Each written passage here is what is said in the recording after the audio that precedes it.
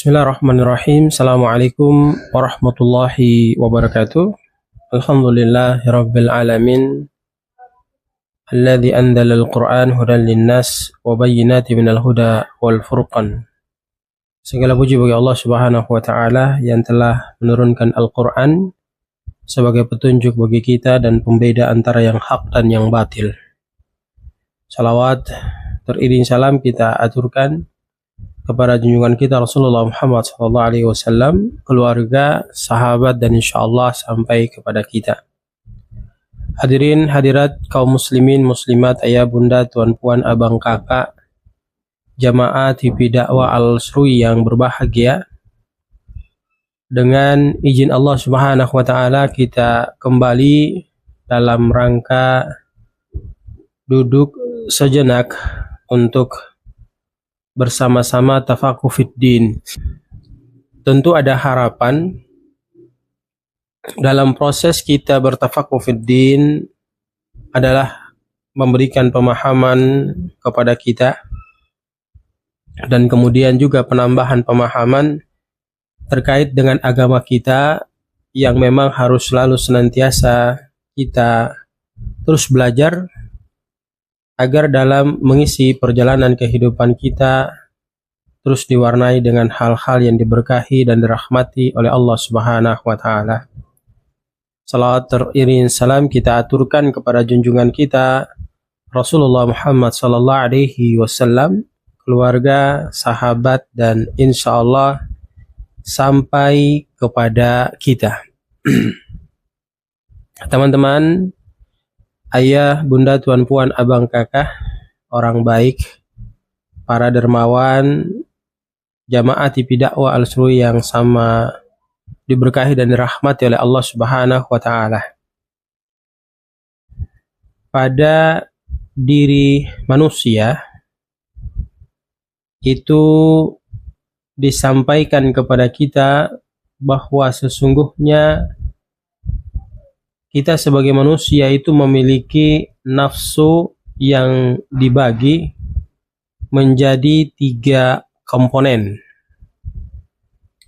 Ya, menjadi 3 komponen. Dan kita dijelaskan juga dalam syariat ajaran agama kita bahwa memang nafsu manusia itu dibagi menjadi 3 tingkatan, dan perlu kita ketahui juga bahwa masing-masing dari nafsu tersebut ya tentu memiliki kategori mencerminkan tingkat kendali jiwa terhadap dorongan hawa nafsu dan kesadaran terhadap kebenaran serta ketaatan kepada Allah Subhanahu wa taala. Dan disampaikan kepada kita bahwa 3 kategori utama nafsu pada diri manusia itu dijelaskan melalui Quran dan Sunnah. Yang pertama, an-nafsul ammarah, yaitu nafsu amarah. Pertanyaannya adalah apa yang dimaksud dengan nafsu amarah itu? Nafsu amarah adalah, teman-teman yang sama dirahmati dan dimuliakan Allah, tingkatan nafsu yang paling rendah. Sekali lagi, nafsu amarah adalah tingkatan nafsu yang paling rendah. Kenapa dia dikatakan tingkatan nafsu yang paling rendah? Karena orang yang memiliki nafsu amarah ini cenderung ya membuat dia untuk mendorong dirinya terus-menerus melakukan keburukan dan kemaksiatan kepada Allah Subhanahu wa taala. Dan nafsu ini, teman-teman, ayah bunda, tuan puan, abang kakak sekalian, ya, mengikuti hawa nafsu tanpa kendali. Sehingga seseorang sering kali dikuasai oleh keinginan duniawi dan dorongan yang melanggar terhadap semua perintah-perintah Allah Subhanahu wa taala. Di dalam Quran surat Yusuf ayat ke-53, Allah memberikan ketegasan kepada kita terkait permasalahan nafsu amarah ini. A'udzu billahi minasyaitonir rajim. Innan nafsa li'ammaratun bis-su'i illa ma rahima rabbi. Innan nafsa li'ammaratu bis-su'i. Sesungguhnya nafsu amarah itu menyuruh kepada kita untuk terus melakukan keburukan. Illa kecuali ma rahima rabbi. Nafsu yang diberikan rahmat oleh Allah Subhanahu wa taala sebagai Tuhan kita. Kita harus pahami dengan baik bahwa sesungguhnya nafsu amarah adalah nafsu yang terus mengarahkan diri kita kepada perbuatan dosa dan kejahatan. Ya, orang yang berada di tingkatan ini tentu cenderung dia melakukan pelanggaran-pelanggaran yang tanpa ada penyesalan dan kesadaran akan dosa yang berdampak pada kelakuan yang bersifat maksiat seringkali ia lakukan. Maka mari kita berusaha untuk menghindarkan diri kita dari nafsu amarah ini. Lalu yang kedua, teman-teman yang sama dirahmati dan dimuliakan Allah, an-nafsul lawwamah.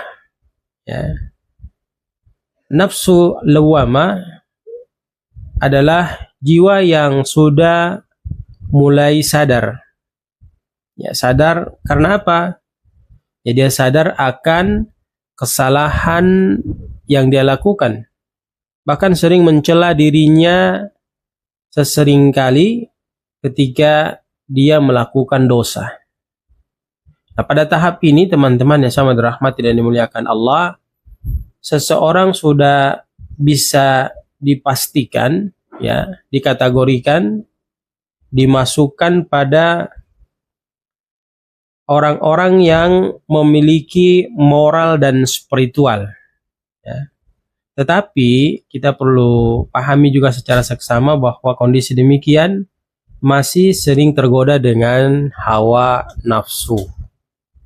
Dalam Quran surat Al-Qiyamah ayat kedua, Allah Subhanahu wa taala berfirman, A'udzu billahi minasyaitonir rajim, wala uqsimu bin nafsil lawwamah. Dan aku bersumpah dengan jiwa yang selalu menyesali dirinya sendiri. Maka nafsu lawwamah ini mencerminkan jiwa yang mulai berusaha memperbaiki diri. Ia merasa bersalah tentunya ketika melakukan keburukan, dan dia pasti berusaha untuk kembali bangkit melakukan kebaikan untuk menghapus kesalahan keburukan yang dia sudah lakukan. Meskipun terkadang dia masih terjebak dalam melakukan dosa. Itu nafsu yang kedua, nafsu lawwamah. Kemudian tingkatan yang paling tinggi adalah nafsu mutmainnah, an-nafsul mutmainnah. Yaitu nafsu yang pada posisi ini, tingkatan ini adalah merupakan tingkatan tertinggi dari jiwa yang mencapai ketenangan. Tidak hanya sekedar ketenangan, teman-teman, ketentraman, kemudian keridaan Allah selalu senantiasa menyertai yang bersangkutan. Sebab pada tahap ini jiwa sudah sepenuhnya tunduk kepada kebenaran dan selalu melakukan kebaikan. Serta kondisi dirinya itu tenang dalam menghadapi ujian dalam kehidupan. Allah Subhanahu wa taala memberikan ketegasan pada Quran surat Al-Fajr ayat ke-27 sampai 30. Allah berfirman, a'udzubillahi minasyaitonirrajim. Ya ayyuhan nafsul mutmainnah irji'i ila rabbiki radiyatan mardiyah fadkhuli fi ibadi wadkhuli jannati. Wahai jiwa yang tenang, kembalilah kepada Tuhanmu dengan hati yang ridho dan ridhoinya. Teman-teman yang sama dirahmati dan dimuliakan Allah, kita pahami dan kita telah mengerti bahwa penjelasan terkait nafsul mutmainnah ini adalah memberikan informasi kepada kita tentang jiwa yang tenang dan sudah terbebas dari godaan nafsu yang buruk. Ya, orang yang berada dalam kategori ini tentu akan selalu senantiasa berada dalam ketaatan kepada Allah Subhanahu wa taala. Dan dia akan merasa tenang batinnya, serta dia akan memperoleh kebahagiaan yang sejati. Dalam hadis ya disampaikan Nabi sallallahu alaihi wasallam, dijelaskan kepada kita, tidaklah seorang mujahid itu disebut mujahid sejati kecuali ia berjuang melawan hawa nafsunya di jalan Allah Subhanahu wa taala. Hadis riwayat Tirmizi. Maka hadis ini memberikan penekanan pentingnya mengendalikan hawa nafsu dan memperjuangkan jiwa agar selalu senantiasa berada dalam ketaatan kepada Allah. Tingkatan tertinggi dari pengendalian nafsu adalah ketika seseorang mencapai nafsu mutmainnah, di mana hati dan pikirannya selaras dengan kehendak Allah Subhanahu wa taala. Semoga kita bisa berusaha ya mengantarkan diri kita pada nafsu yang ketiga, yaitu nafsul mutmainnah. Kesimpulannya adalah teman-teman yang sama dirahmati dan dimuliakan Allah, kita telah paham bagaimana nafsu amarah, yang kita tahu bahwa nafsu amarah ini cenderung pada keburukan dan kemaksiatan. Apakah kita masuk ke dalam nafsu amarah ini? Lalu yang kedua, nafsu lawamah, nafsu yang mencelah diri dan menyadari kesalahan, kemudian berusaha memperbaiki diri. Apakah kita juga masuk ke dalamnya? Kemudian yang ketiga adalah nafsul mutmainnah, nafsu yang tenang dan tunduk pada kebenaran serta ketaatan kepada Allah Subhanahu wa taala. Ya, dari tiga kategori nafsu ini, nafsu amarah, nafsu lawamah, dan nafsul mutmainnah, kita bisa mengkategori diri kita masuk di mana. Ya, kalau misalkan kita masih berada di nafsu amarah atau nafsu lawamah, maka kita sekiranya kalau kita berada di nafsu amarah, kita berusaha untuk meningkatkan diri kita berada pada posisi nafsul lawamah. Dan kalau kita sudah berada pada posisi nafsul lawamah, kita tingkatkan lagi diri kita masuk ke dalam kategori nafsu mutmainnah. Sehingga dalam kondisi demikian tentu akan memberikan kebahagiaan yang sempurna pada diri kita. Dan perlu kita ketahui secara seksama bahwa masing-masing tingkatan nafsu ini ya mencerminkan perjalanan spiritual seseorang dalam mengendalikan diri dan mendekatkan dirinya kepada Allah Subhanahu wa taala sebagai sang penciptanya.